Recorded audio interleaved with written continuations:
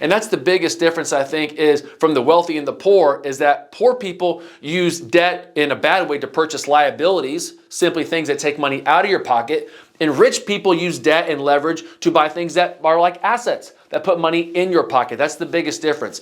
So again, the taxes basically saying if you're not doing the things that the government would like you to do, you're going to pay more. And if you don't understand debt, where you're buying liabilities, it's a noose around your neck. But if it's an asset, you're essentially creating financial freedom that way. Next is inflation, okay? Inflation is something that they talk about always on CNBC, and the White House press secretary says it's low, and then they say it's high. You know, there's a lot of noise around inflation.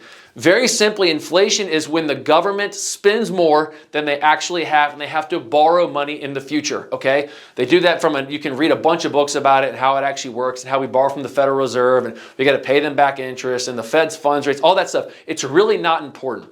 Basically what it means, imagine you have a piece of pizza for a second. I'll explain how this works. You have a piece of pizza, and right now, you know, let's say there's some pepperonis on here, right? Whatever. All I'm saying is that if you bought one pie like this, that would essentially be one slice.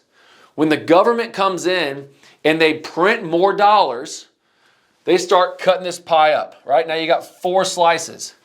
For you to feel full, you need to eat this entire pie. Before, you only needed 1 slice. Now, you need 4 slices to feel full. Even though it's the same pizza, the size didn't change, it's just a matter of slices. And then when the government prints more money, they add more slices to the pie. The size of the pie is not changing. What is changing, though, is how many pieces of pizza you need to actually feel full.